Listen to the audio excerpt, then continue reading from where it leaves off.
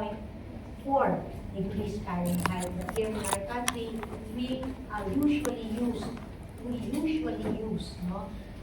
centigrade. So at 38 degrees centigrade rectal temperature is our cutoff. However, recently, because of the invasiveness, relative invasiveness of rectal temperature, we usually use axillary using a digital thermometer. So wala na tayong mercurial. We also have yung mga infrared. However, infrared thermometers have variable sensitivity and specificity. So technically, your fever is considered to be 38 using your rectal, but your axillary temperature is usually 0.5 lower than your rectal thermometer. When you say hyperpyrexia, this is a temperature of more than 40 degrees centigrade, and your normal body temperature is 36.6 to 37.9, again using your rectal thermometer. Okay? And temperature usually has a is a range. No? It is usually highest early evening and lowest in the morning. And this is the reason why some of you or some of your patients may say that pagdating po ng hapon, nilalagnat po yung anak ko. Why? Because if there is a slight increase in the temperature, maybe secondary to an infection, this is aggravated by a normal increase in your temperature in the afternoon. Excellent. Okay. So what is the pathogenesis of fever? So there are several mechanisms, and this will involve yung mga endogenous and your exogenous pathogens, rather pyrogens.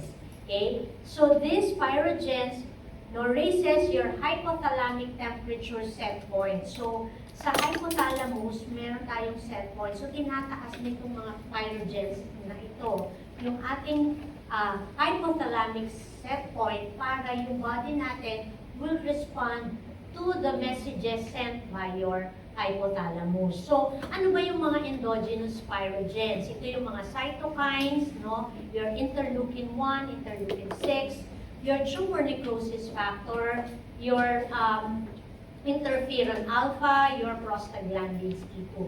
And most of these are actually released by your infectious agents.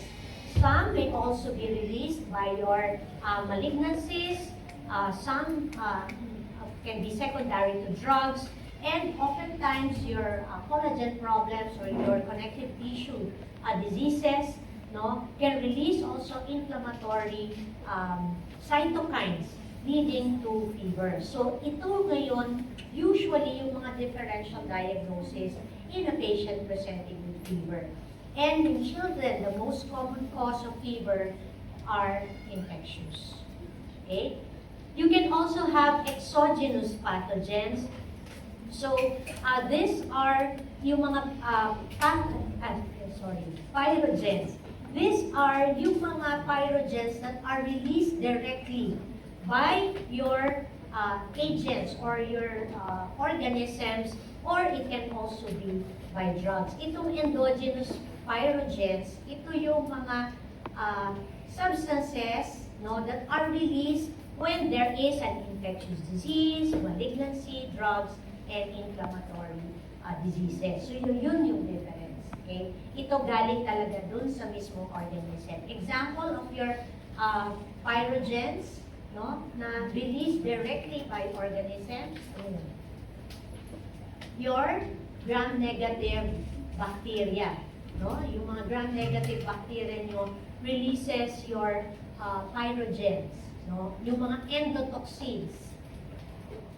Okay. And the second mechanism is when there is heat production exceeding your heat loss. So example would be yung salicylate poisoning, or when you have malignant hyperthermia dun sa mga nag-anesthesia.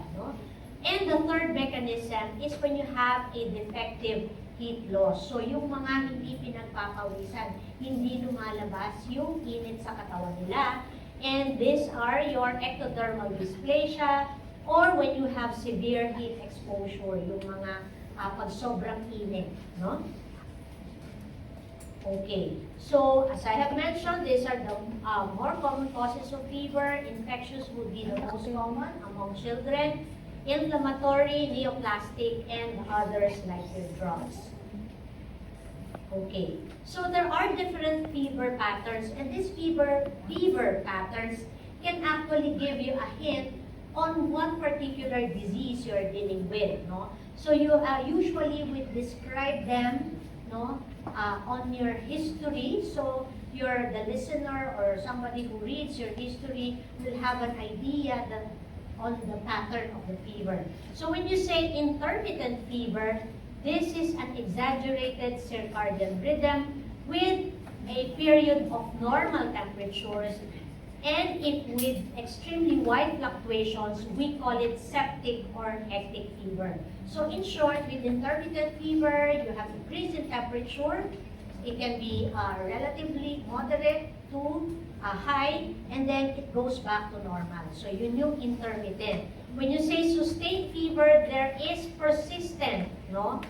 High fever, and this does not vary by more than 0.5 degrees centigrade. So konti-konti lang, tapos persistent siya yung difference. Okay? When you say remittent fever, it is persistent and it varies by more than 0.5 degrees centigrade. So yung remittent, mas matataas yung temperature, but the temperature doesn't go down to normal. And when you say relapsing fever, you have febrile periods separated by intervals of normal temperature. So, minsan, 3 araw na wala, 1 araw na walang fever, tapos babalik na naman yung lagnat nila. So, mas malalayo ang interval compared to your intermittent fever. Okay? So, usually, yung relapsing fever ninyo, we have your tertian fever, and this usually happens every third day, no, of your illness, no? Kung minsan 3-day interval or 1-day interval, this is usually characteristic of your P. vivax or your falciparum vivax. You also have your quartan fever, wherein you have longer intervals of fever, and this is characteristic of hemolysis. So this is what we call parang this will give you an idea on what most likely you're dealing with. Okay? Yeah. We also have yung biphasic fever. So pag sinabi natin biphasic fever, no, example of this is yung dengue, no? May biphasic course, meaning magfi-fever siya, mawawala ang lagnat, and then babalik na naman yung lagnat. So this is quite characteristic of dengue fever. We also have yung periodic fever, wherein you have periods of fever, no? Usually pwedeng every month or every 2 weeks, no? And this is seen in patients with cyclic neutropenia or your periodic fever up to stomatitis, pharyngitis, and adenopathy. So these are the constellation of symptoms that you see when you have a periodic fever. So pagka meron laging actus pulsars yung pasyente, may kasamang lagnat, may kulani, masakit ang lalamunan, this is your PPAPA. No? Okay. Now, we also have yung factitious fever. So, yung mga ayaw pumasok sa school ng mga teenagers, no? Maglalagay sila, pag alam nilang kukuhanan sila ng temperature yung ng nanay nila, magkukumot sila ng makapal na kumot, o kaya maglalagay sila ng mainit na tuwalya, no? Para lang hindi sila pumasok. No? So, this is your factitious fever or self-induced fever. Okay?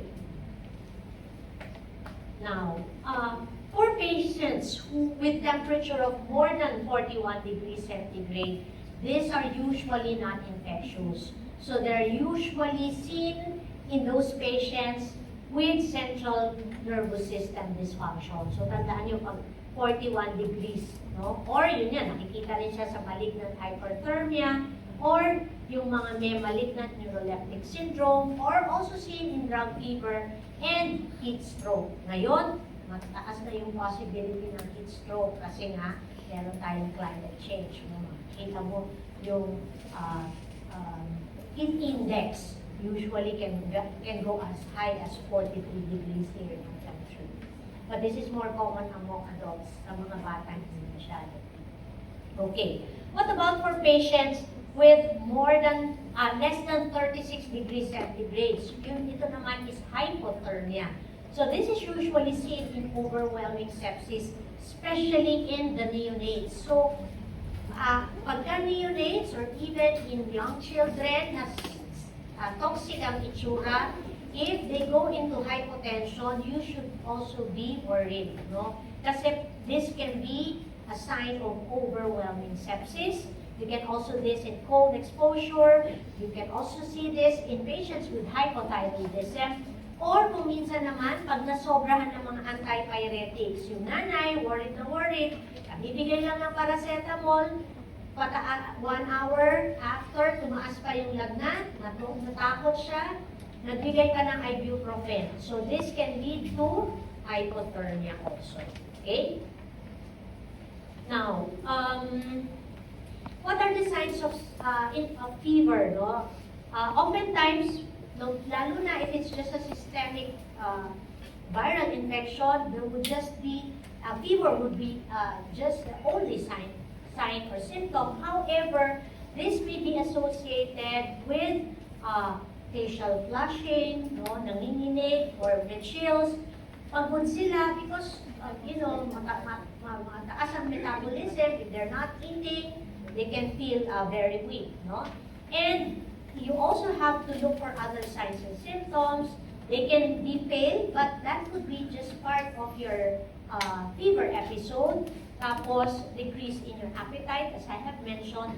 However, there are other signs and symptoms that will actually lead you to a hint that you're most likely dealing with a more severe infection, like, for example, in a child who is weak-looking with fatigue, this can be a sign of dengue, or it can also be a sign of sepsis. Okay?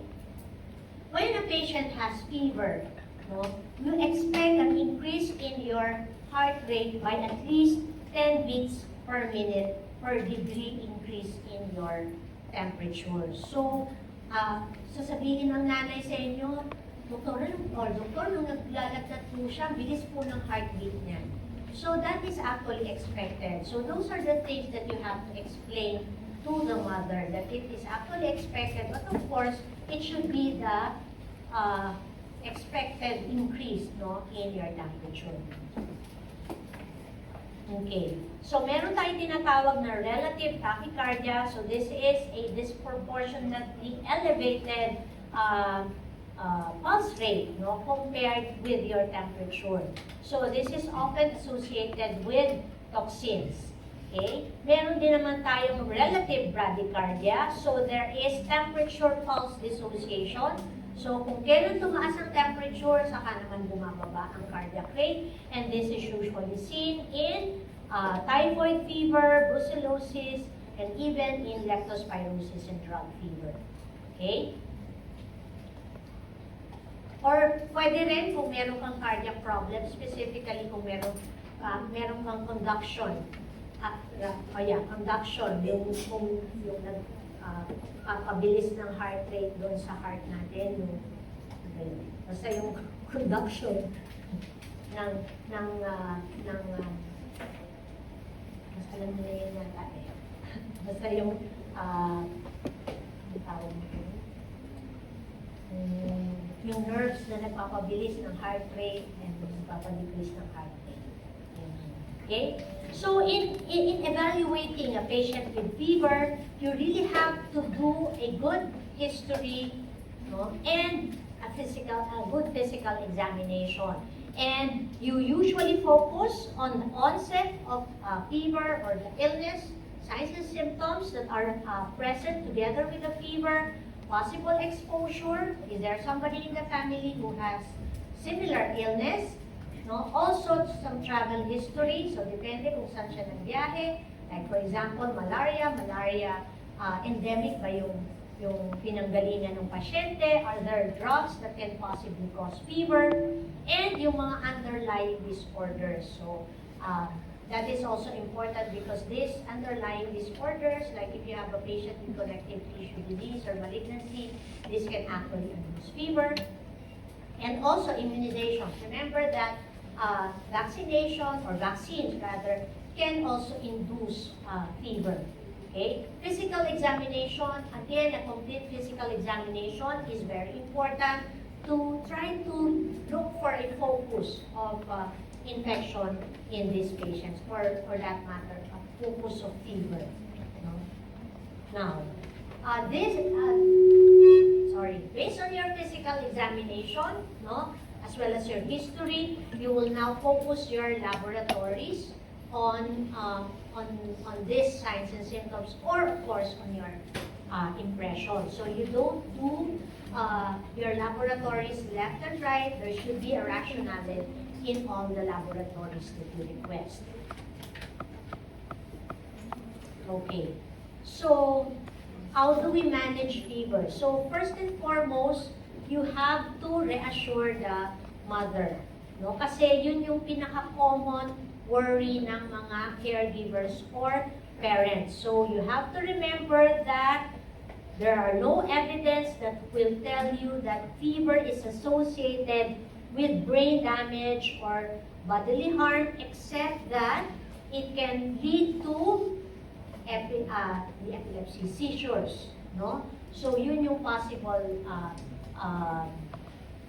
effect, no? So you have to reassure the mother, and you have to tell the mother that usually, specifically for infection, it is a response to counteract the pathogen. So, di ba, for example, your fever will actually suppress the growth of your viruses or even your bacteria. Tama ba? Pag-aralan niyo sa micro, ano? Yun. Okay. So, ano ba yung bad effects, no? So, there would be an increase in oxygen consumption, carbon dioxide production, and cardiac output. So, because of the increase in your metabolism during fever, so, kailangan mo ng mas mataas ng oxygen, there's increase in carbon dioxide and cardiac output. So, kung may problem ka sa heart, this could be detrimental also. Okay? Or if you have a pulmonary problem, pwedeng, it can complicate your pulmonary problem. Okay? Now, so how do you manage the fever itself? You increase the fluid intake. You give antipyretics. The most common would be your acetaminophen, or also known as paracetamol. Di ba, pareho lang sila. And the dose is 10 to 15 milligrams per kilo per dose every 4 hours. So in children, we compute your dose, no, based on the weight, but usually the maximum dose will be based on your adult dose. Okay, and for ibuprofen, no, this should be given for more than 6 months, and the dose is 5 to 10 milligrams per kilo per dose every 8 hours. And please make sure that when you give ibuprofen, the child should be eating. Kasi baka mag-gastritis, and we don't recommend ibuprofen if we haven't ruled out dengue, because this can actually induce gastrointestinal bleeding. Okay? And aside from your paracetamol, you can do physical measures such as tepid sponge bath, and pagka nilalamig sila, you cover them with a blanket, pero pag mainit na sila, you can apply cooling blankets. Okay? Or tatanggalan nyo ng kumot. Pag nag-chill sila, pwede silang kumutan kasi they feel very cold. So, for their comfort, you cover them with blanket. Pero pag nag-umpisa na sila, tumaas ang temperature, you have to adjust the room environment by putting them in an air-conditioned room and remove the blanket. Ay, wait lang. Okay. So, in children, no, there are different considerations based on their age. No? In a patient presenting with fever, no, so specifically for neonates, no, and young infants, there are certain factors that we have to consider. So first, we have to consider that neonates and very young infants have an immature immunity. No? So when we're considering possible infection, we have to be more aggressive. Okay? So again, in a patient presenting with fever, rectal temperature of 38 degrees or more, no, without any focus, especially if you're dealing with a neonate, no, since it's quite difficult to identify the focus of infection kasi hindi sila nagsasalita, no? Unlike in older children, pag tinapa mo, ganyan, nakakapagsalita sila. And we know that, as I have mentioned, they have an immature immune system, so they're more prone to severe infection. So we have to be more aggressive. No, we think of a possible bacterial infection kagad. Okay? And the more common or serious bacterial infections in neonates, no, will be yung urinary tract infection, bacteremia, and meningitis. So we have to be aggressive, no, in patients with fever in a neonate specifically, or those less than 3 months of age.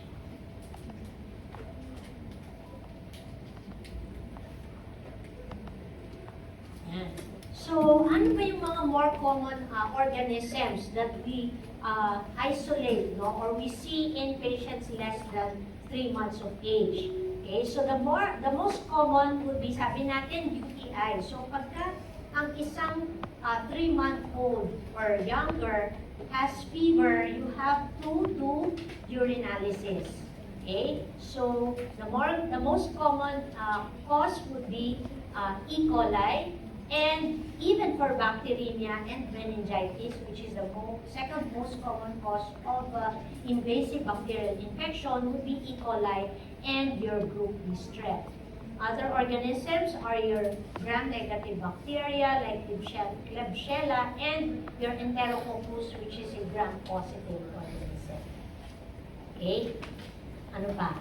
Siguro yun ang focus natin, no? Remember that in neonates and young infants, E. coli and group B strep. Of course, your strep pneumo, staph, and Klebsiella are also causes of bacteremia and meningitis. Okay. Now, in an infant who appears well, no? Mukhang kahit naglalagnat siya, masigla naman siya, dumidede, no? And sometimes it is this clinical experience that you're able to identify children who have good well-being. No? Lalo na kung nakikita mo kasi sila lagi, di ba? So, alam mo kung itong batang ito ay unusually matambay. So, you think still of a possible viral infection. No? So those who appear well, most likely, no, has a viral infection, and in these patients, no, you most likely will entertain possibility of RSV, enterovirus, influenza, and parainfluenza, and this will be discussed. Tapos na ba kayo sa virology? Di ba? Oh, later, I think second sem, hopefully. Okay. Now, aside from fever, no, when you do a physical examination, you try to look for other signs and symptoms. In a neonate, no, so look for takip niya. Kasi baka naman may pneumonia yung pasyente. It doesn't mean na wala siyang ubo, hindi wala siyang pneumonia. Kasi especially in the very young, cough may not be present. You also look for respiratory distress, apnea. So this will tell you what particular organ is involved. Tachycardia, meaning more than 180 beats per minute. You check this. This will actually tell you that you, or rather, this will actually give you a hint if you're dealing with a possible serious infection. Kasi kung more than 180 beats per minute ka na, delayed ang capillary refill mo, more than 3 seconds, or weak yung pulses mo, baka you're dealing with a severe infection or sepsis. Okay? You also check the abdomen. Baka nung pagpinisil mo ganyan, biglang umiiyak yung pasyente. No? And kung especially in the very young, lethargy and irritability is a sign that you're most likely dealing with a severe infection. Rashes may give you a hint, no, kung anong possible diseases, especially yung mga measles, no. So, aside from fever, there are some characteristic features of viral infections that will actually tell you the diagnosis. Okay? In very young infants, pwede kang magkaroon ng pseudoparalysis or paradoxical irritability. Anong ibig sabihin nun? Pseudoparalysis, hindi niya magalaw yung kamay niya, no? Pero wala naman siyang hindi lang niya magalaw, pwedeng wala siyang fever, yun pala you're dealing with osteomyelitis, especially in infants. Okay. So, in infants, no, we have a criteria, we have 3 rather, criteria that are used widely. We have your Rochester, your Philadelphia, and Boston criteria, and these usually are used for patients who are well appearing. So this will tell you whether you're going to admit the patient or discharge the patient. No? Yun. However, for those who are critically ill or septic, then further evaluation is warranted. And also, aside from evaluation, most likely antibiotics is warranted. Okay. So this is a guideline for patients 2 months to 36 months. So, ito yung steps, no? The first thing that you have to do is, of course, get the good history and physical examination. Check whether the patient is toxic looking. And if the patient is toxic looking, so you have to hospitalize the patient and do full septic workup. Ano ba yung full septic workup? You do a CBC, you can do a CRP, if kung if you have the finances or your patient has the finances and the facility, you can do procalcitonin. However, procalcitonin is very expensive, like it can cost around 6,000 pesos per determination. No? So it's not actually routine here in our country, but pagka may dilemma ka, whether you're dealing with bacterial infection or not, you can do procalcitonin. And of course, blood culture, and start your patient on antibiotic. Okay? However, if the patient is well appearing and the child is 2 months to 36 months, no, with the temperature na lower naman, you can discharge the lower than 39, you can discharge the patient. However, if the temperature is more than 39, no, you have to do a CBC, and if the CBC is higher than 15,000, you have to do blood culture, and also you have to do a urinalysis and urine culture. Kasi sabi nga natin kanina, no, the most common cause of fever without focus in an infant is UTI. So always do a urinalysis in a patient with fever without a focus in an infant. Okay? And especially, no, if the child is less than 6 months and lalaki siya, or less than 24 months kung girls, no, tapos kung abnormal yung kanyang urinalysis, no, you treat as UTI. Okay? Kung wala ka pa rin focus, you can also do chest x-ray, and if the WBC is more than 20,000, or with respiratory symptoms, treat as pneumonia. You can, depending on the requirement for oxygen, you can either admit the patient, give IV antibiotics, or you can also send the patient home if the oxygen is okay.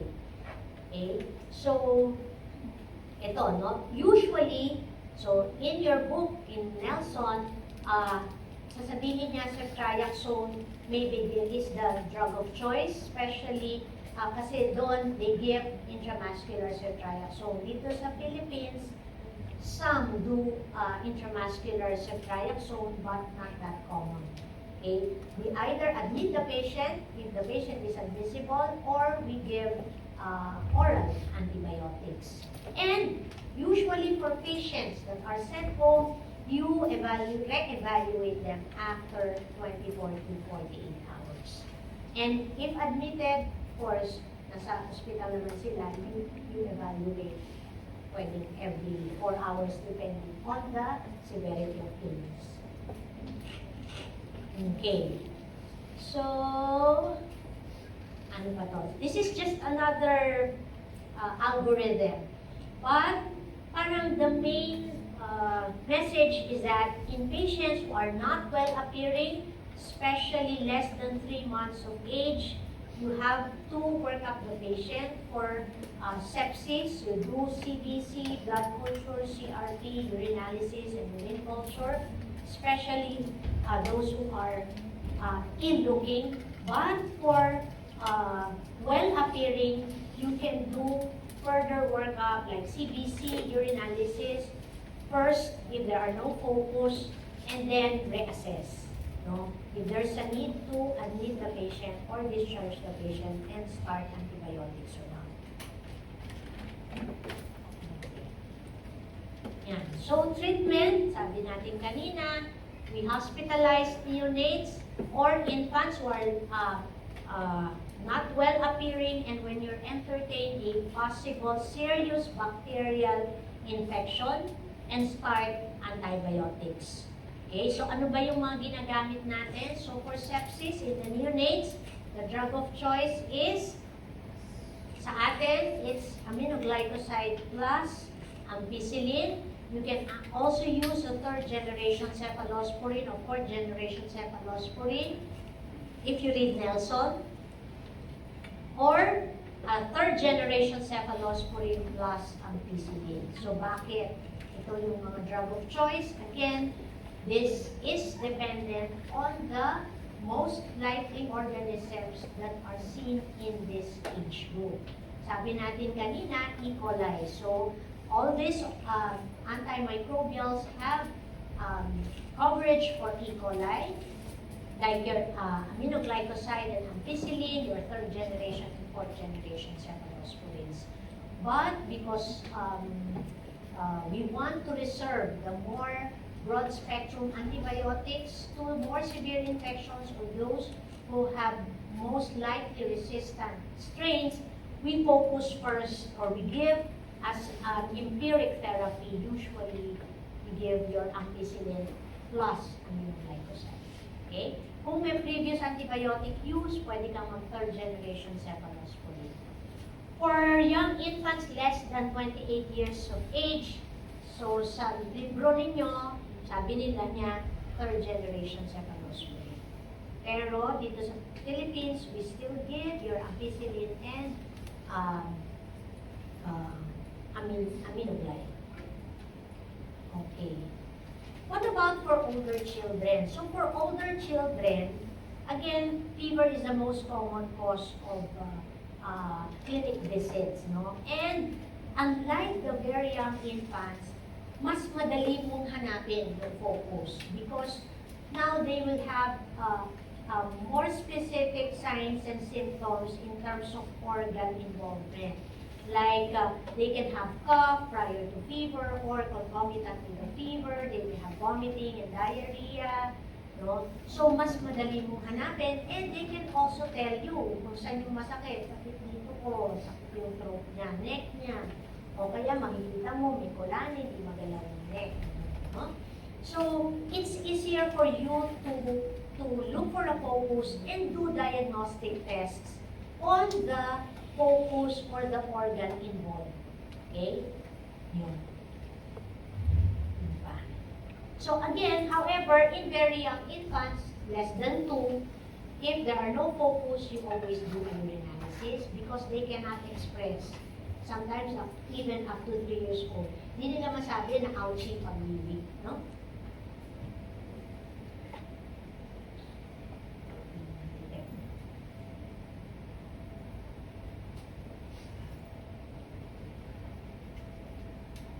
Okay. So,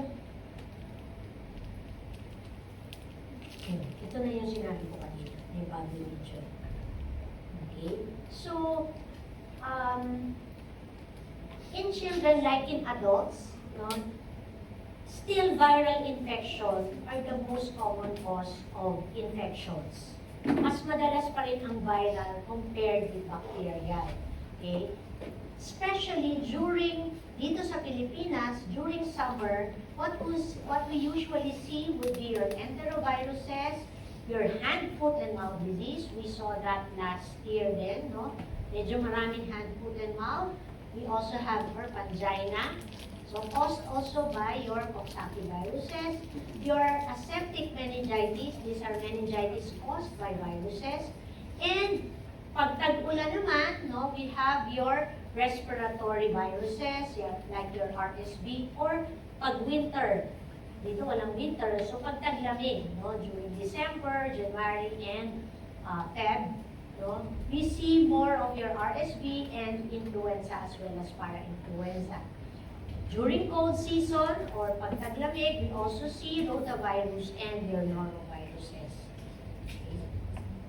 Now, what about for bacterial infection? So, ang most common causes of bacterial infection in children would be your acute otitis media and your streptococcal pharyngitis.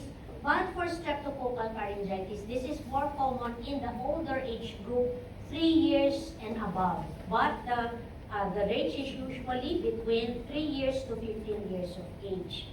We also see bacterial pneumonia, and the most common cause is strep pneumo. But before the advent of vaccination, the most common is H. influenzae for 3 months to 5 years of age. Pero dahil meron ng bakuna, strep pneumo na yung pinaka-common. And for school-age children, no, we have mycoplasma as a common cause, as well as chlamydia, pneumophilia. Okay? These are your atypical pneumonia, yung dalawang. We also have skin and soft tissue infections. Your bone and joint infections are less common. And invasive diseases, which are less common, but these are quite severe. We have your sepsis and meningitis. Okay. So, medyo paulit-ulit, no? Nasabi ko na kanina that UTI without any signs and symptoms for patients 2 to 24 months. No, it is important that you do urinalysis because the prevalence is around 5 to 10. Bakit importante? Because sabi natin, if the most common is still viral and urinary tract infection is caused by a bacterial infection, pagka bacteria, kailangan mo magbigay ng antibiotic, di ba? So, you have to check, baka kailangan mo magbigay ng antibiotic by doing a urinalysis. Okay?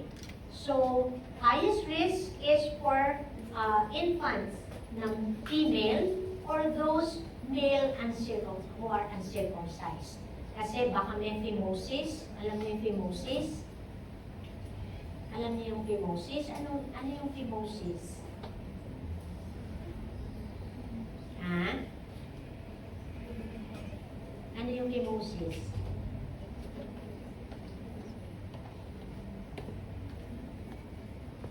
Sige, okay lang. Okay mahiya. Okay matakot. Yung phimosis, yung maliit yung butas ng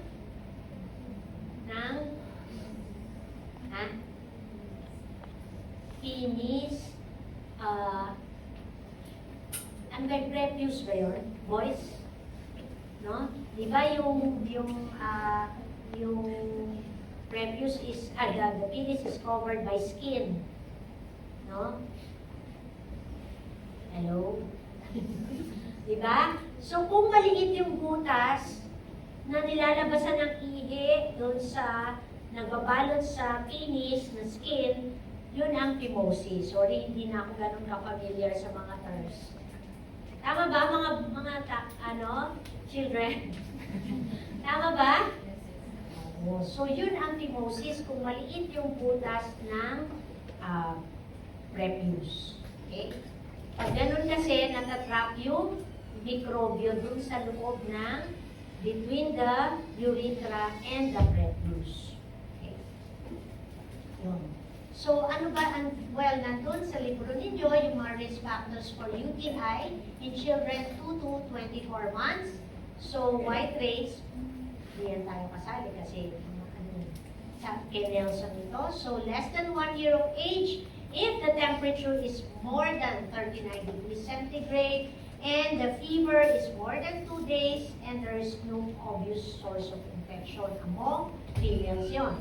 And for among males, kung uncircumcised, okay, again, if the temperature is more than 39 and fever of more than 1 day, and there is no obvious cause or source. Okay? So, ano naman pag sinabi natin occult bacteremia? There are some children na initially they present with fever, tapos mataas ang WBC count, you did a blood culture, and it showed an organism, but there is no focus of infection.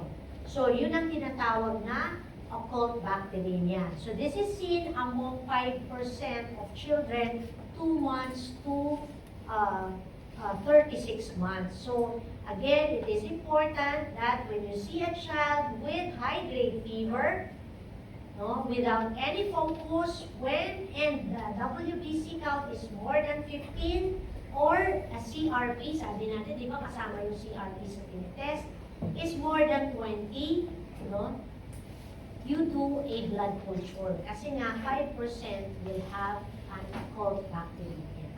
Okay, so for these patients, usually, the most common cause is strep pneumo. So that's the reason why you have to give antibiotics. Okay, so yun, this is the general approach. Evaluation, nasabi na natin, you just have to classify whether a patient is ill-looking or well-appearing, and consider the age of the child. Okay.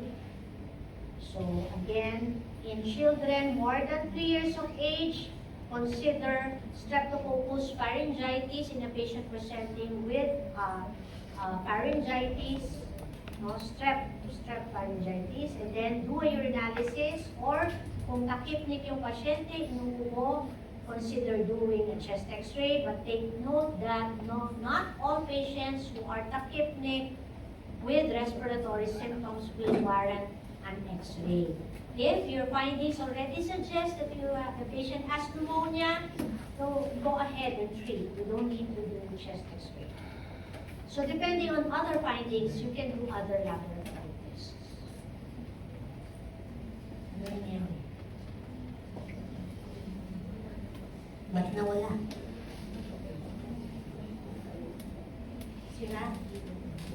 Ngayon, ganun ka talaga to? Ha? Eh, ano gagawin natin? Papahinga mo na tayo. Ha? Gigising siya mag-isa? Bubuksan?